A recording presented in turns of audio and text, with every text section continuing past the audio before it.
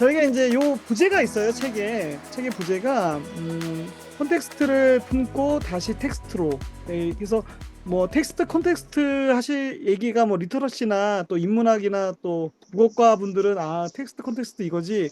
그렇게 이제 쉽게 받아들일 수 있는데 도대체 이 텍스트 콘텍스트가 뭐야? 그다음에 이 두 가지가 왜 중요해? 그런 분들이 계실 것 같아서 이 두 것이 무엇이고 저는 이 둘의 어떤 관계 역동성이라는 게 좀 존재한다고 보거든요. 그래서 이거를 좀 신앙생활에서 왜 중요한지 이런 질문을 좀 드려봤습니다.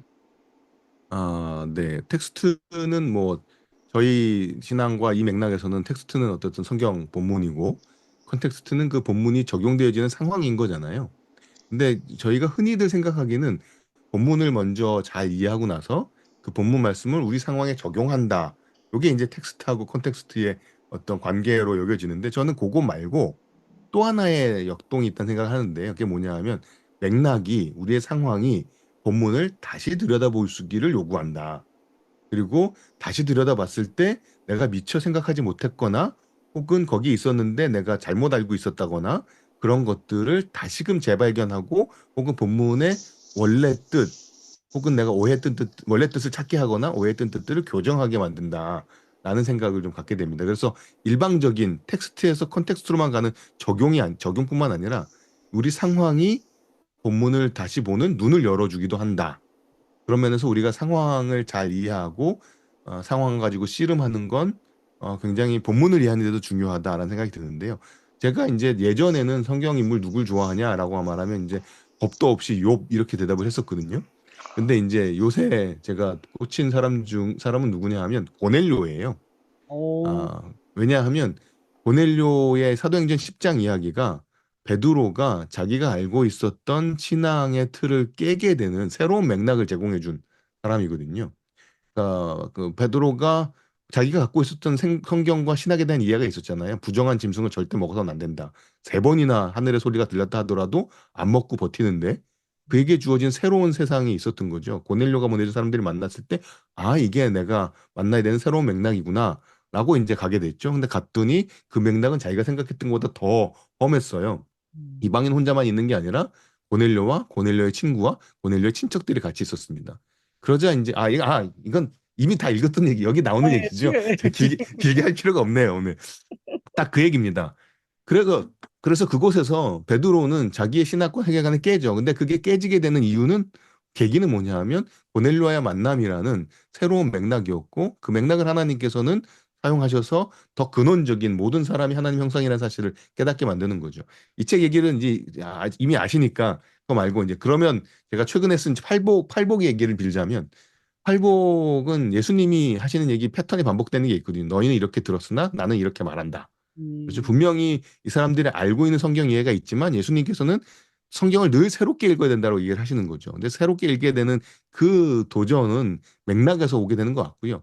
이제 저에게 주셨던 질문 중에 이제 창조에 관한 얘기도 하나 있으셔서 어떻게 보면 현대 과학의 발전은 우리로 하여금 창세기와 창조에 관한 본문을 다시 들여다보게 만들었고 그러면서 그 본문을 제가 이해하는 한에서는 본문을 부정하거나 본문을 뭐 이렇게 포기하지 않고 본문을 이게 원래는 이런 의미로 읽어야 되는 거구나라고 들여다보게 만드는 알게 하는 그런 이제 영향을 맥락이 본문에다 끼치는 거죠. 전통적으로는 말씀드렸던 성경과 그다음 적용 뭐 이렇게 말할 수도 있을 것 같고 묵상과 적용 아니면 뭐 오래된 잡지 이름처럼 복음과 상황 오, 이렇게 말할 수도 있는 거죠.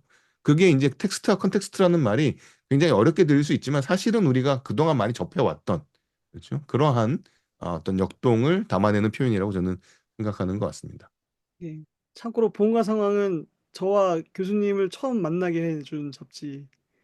네, 보험과 상황 독자 모임에서 교수님을 그때 처음 만났는데 작년에 그게 몇 년 전인가요? 90년 90년대 2000년대 초반인 것 같습니다. 네. 네, 20년이 넘은 얘기죠. 네, 네. 네. 그리고 이제 그 TMI인데 작년 그 기독교 대학교 컨퍼런스 때 우리 그 교수님 누구죠? 숭실대학교 권영균 교수님? 아니 김영건 교수님? 네, 김영훈 교수님을 저희가 네네. 메인 스피커로 모실 때도 제가 그때 이제 보험과 상황을 너무 애착하시는 분이라 제가 100% 신뢰하고 이제 그분을 이제 강사로 추천했었거든요. 그래서 그러니까 본과 상황이란 잡지가 있어요.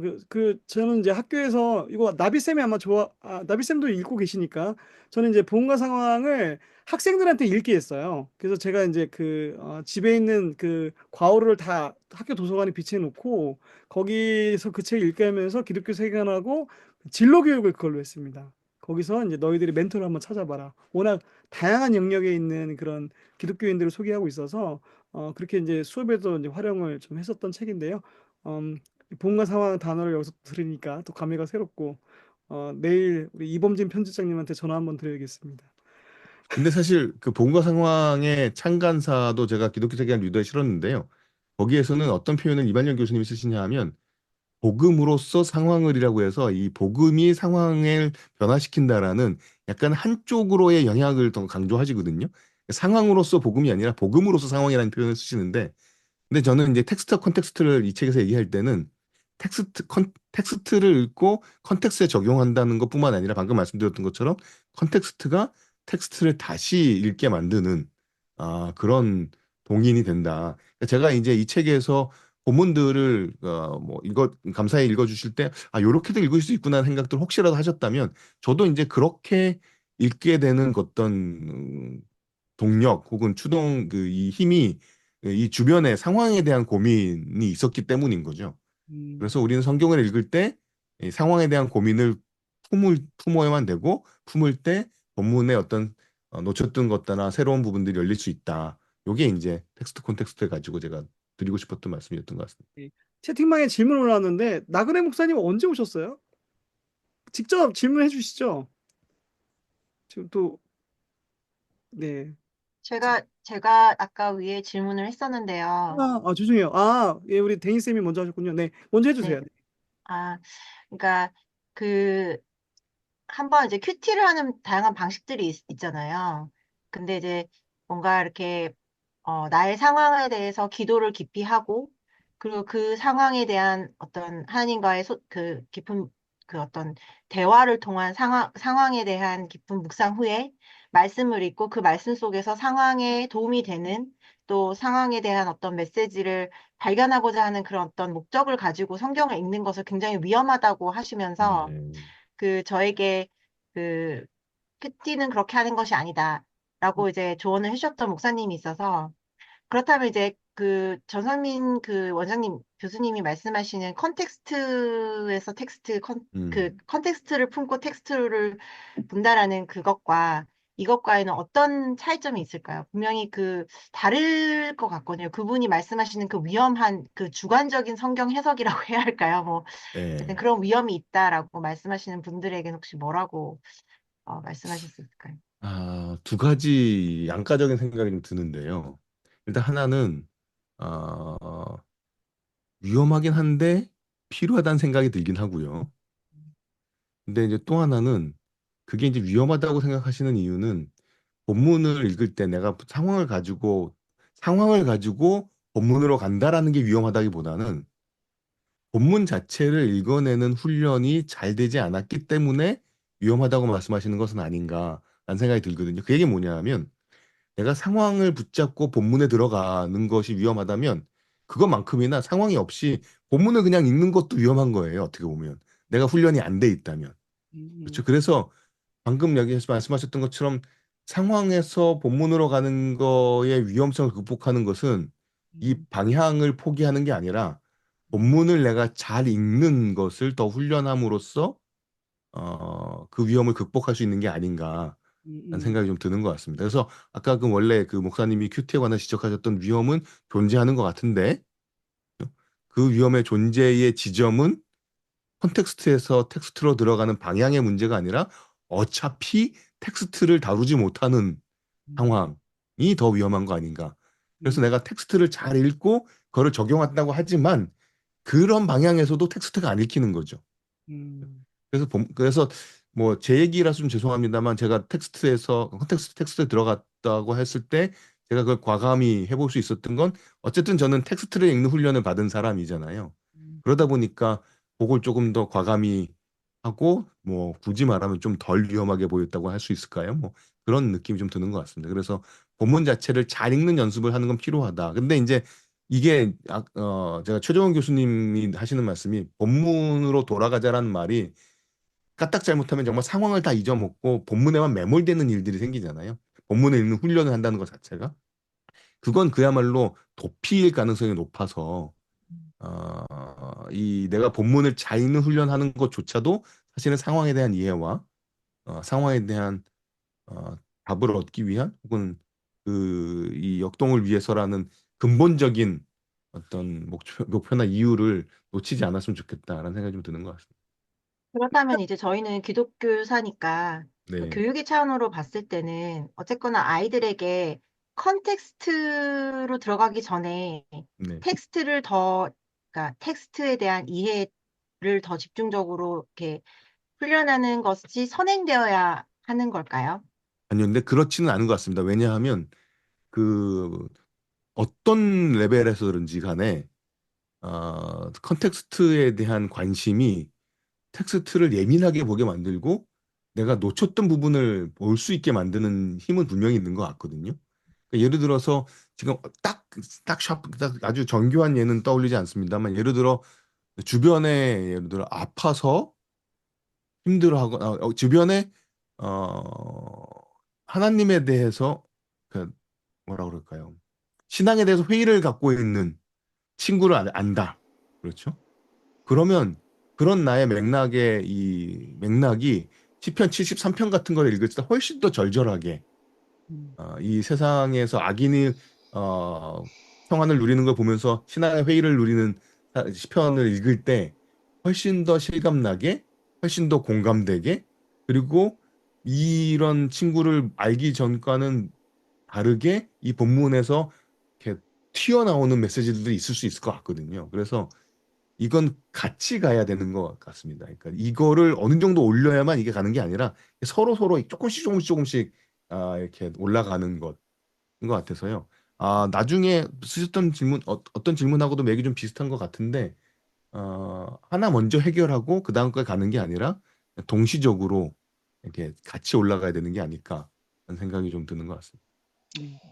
일단 전 누구 사실 굉장히 공감 많이 하면서 지금 들었고요. 사실 이 그러니까 그동안 이제 물론 저는 신학은 하진 않았지만 이제 그동안 기독교 세계관이라는 그 주제 자체가 아까 이제 교수님이 초반에 조금 말씀 잠깐 하고 넘어가셨긴 했는데 이렇게 물론 신학 분과를 꼭 그렇게 구분할 수는 없겠지만 조직 신학의 관점에서 기독교 세계관이 많이 좀 언급이 됐던 그래서 마치 그게 잘못됐다는 건 아니고요. 근데 교수님의 책을 읽으면서 제가 굉장히 인상적이었던 게 교수님이 성경신학자라서 이게 가능한가 보다 이런 생각을 되게 많이 하게 됐었어요. 그래서 저는 사실은 성경신학을 잘 모르고 다만 그 예전에 지금 이름이 잘 생각이 안 나는데 무슨 리차드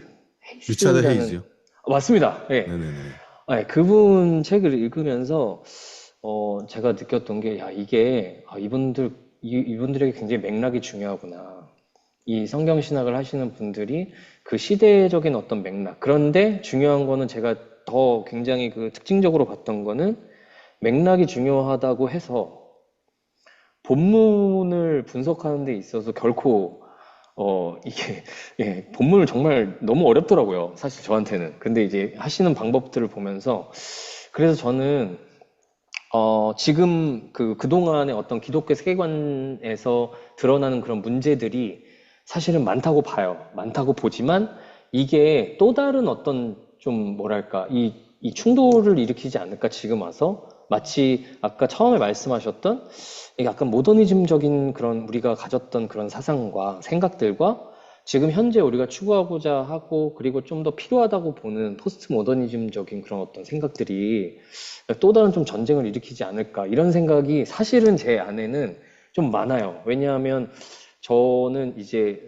기독교를 어떻게 보면 사랑하게 된 게 교리를 통해서 사실은 굉장히 사랑을 하게 됐었거든요. 물론 그렇다고 해서 막 이게 막 이런 건 아닙니다. 이런 건 아니지만 그래서 이 부분에 있어서 조금 아까 말씀하셨던 그 같이 올라가는 거, 교육적인 환경 안에서 아이들에게 같이 이렇게 올라갈 수 있도록 해주는 게 굉장히 지금 공감이 되고 다시 학교로 돌아갈 일이 있을지는 모르겠지만 돌아간 다음 또 그런 부분들도 한번 연구를 해봐야겠다. 이거 들으면서 좀 그런 생각을 좀 많이 하게 됐어요. 네.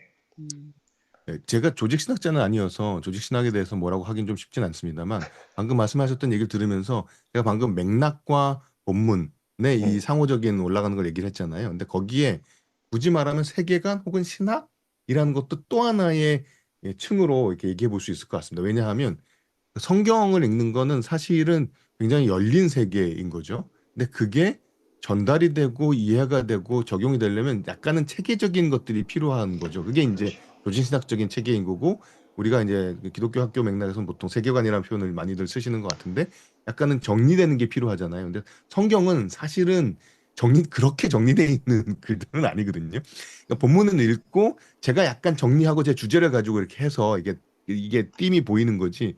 그러니까 이 본문 자체, 그 음, 다음에 우리의 맥락, 그리고 그거를 좀 정돈해놓은 이야기. 요게 세 개가 같이 이렇게 서로 서로 이렇게 올라가야 될 것 같은데 지금까지는 본문도 자세하게 들여다보지 않고 맥락도 그렇게 공감적이지 않은 상황에서 교리체계로서의 세계관이라는 이름으로 전달되어지는 교리체계만 전달되는 것이니까 이게 사람들을 대하는 방식들조차 익숙하지 않은 거죠.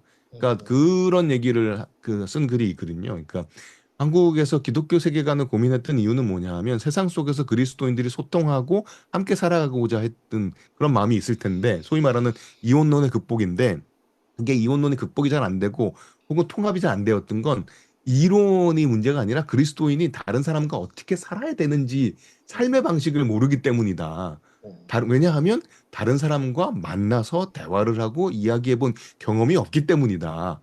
뭐 이런 식으로 얘기를 하는 경우들이 있거든요. 저는 그게 굉장히 공감이 가는 지점이 있습니다. 이론이 문제가 되고 부족한 부분도 있지만 실제로 다른 사람들과 어떤 식으로 대화를 하고 공감하고 풀어나가는지에 대한 훈련이 이제 그런 경험들이 없는 거죠. 그러니까 이제 우리 안에 개토론만 머물고 우리 안에서만 자가 발전과 자기 광화만 자꾸 일어나는 일이 벌어지는 것 같다는 생각을 해보게 됩니다.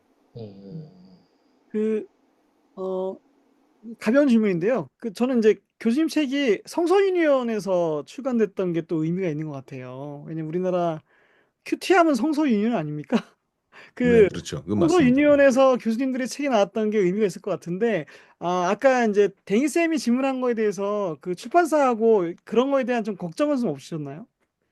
아, 이 책에서 그 복음주의의 특징을 얘기할 때 네 가지 안티를 얘기를 하잖아요.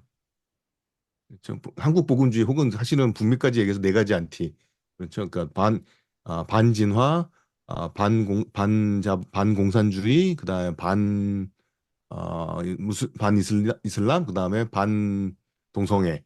음, 이 주제가 어쨌든 명시적으로 있어서 이게 이렇게 명시적으로 들어가는 게 뭐 어떤 문제를 일으키지는 않을까요? 라는 걱정이 살짝 있기는 했었는데요. 별 문제 없이 그냥 다 됐고 사실 눈 밝은 독자 한 분이 그 지점을 포착하면서 페이스북에 포스팅을 하신 적은 있었는데요. 그게 뭐 크게 반향으로 이렇게 퍼져나가거나 뭐 문제를 일으키거나 뭐 그러지는 않았었습니다. 음, 대신에 이런 건 있습니다. 제가 이제 평화를 이야기를 하잖아요.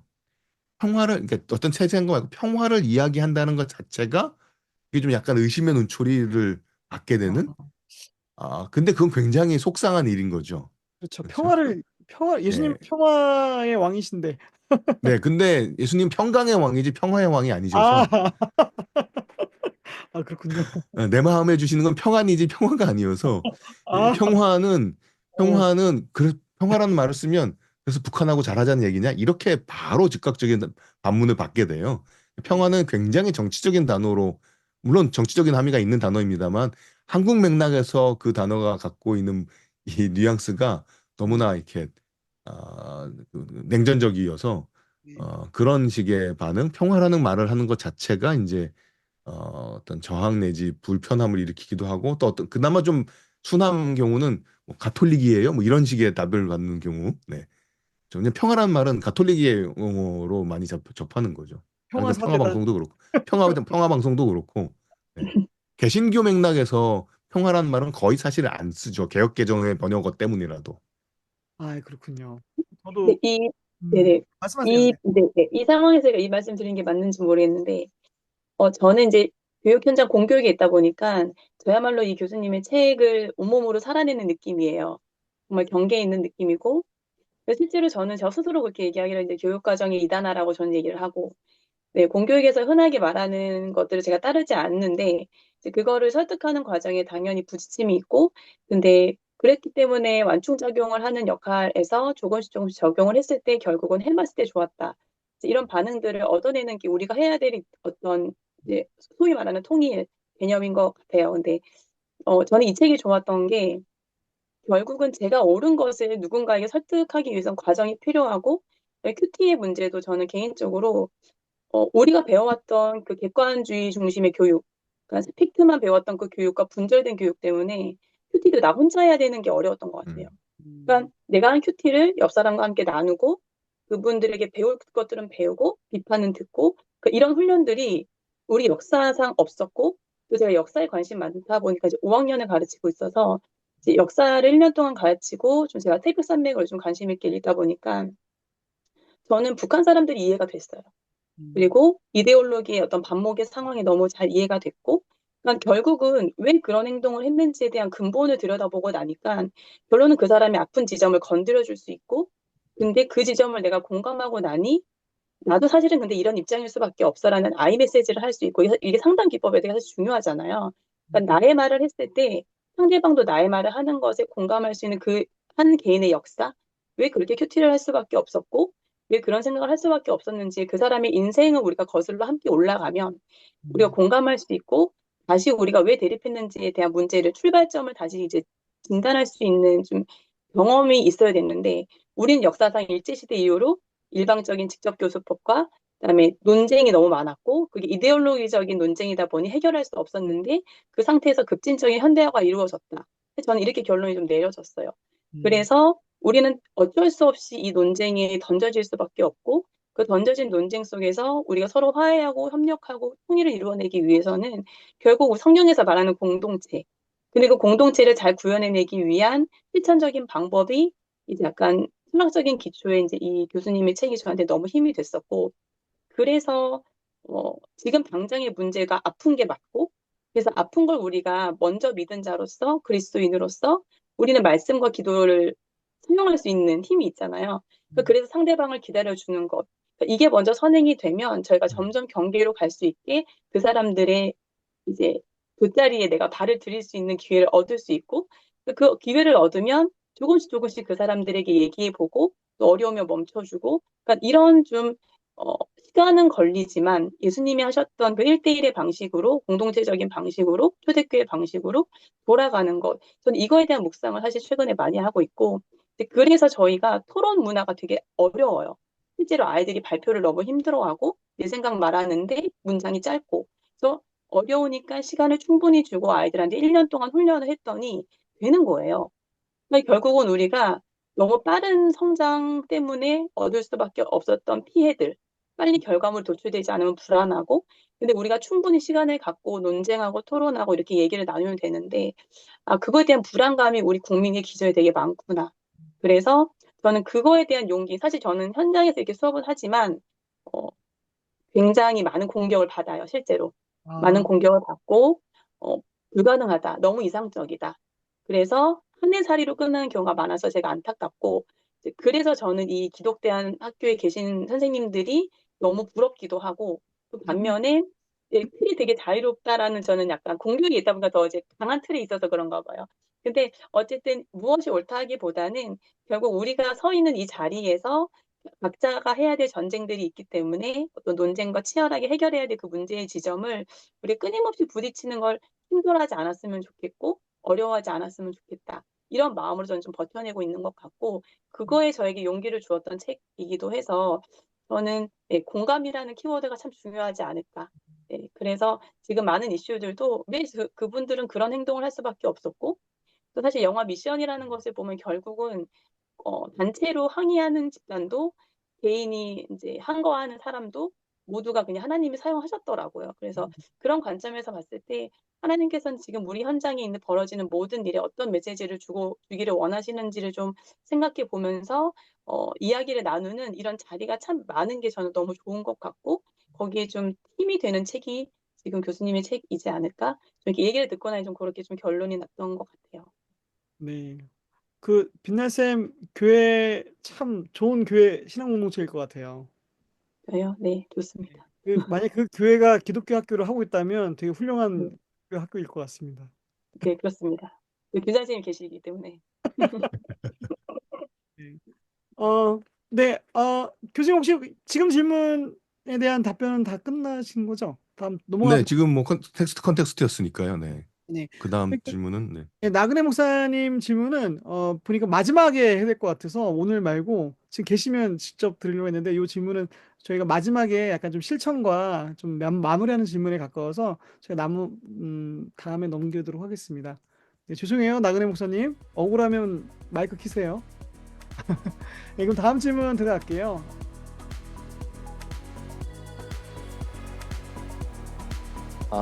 욕망하면 떠오르는 성경 인물이 좀 더 있으신지, 그것이 긍정적이든 부정적이든, 예, 어떤 관점에서 좀 욕망하면 떠오르는 인물이 있으신지. 여기서 우리가 어떻게 이런 하나님의 뜻을 할 수 있을까, 이런 청년들의 관점으로 혹시 이 챕터를 좀 약간 좀 마사지 좀 해서 다시 좀 설명을 좀 부탁드리겠습니다.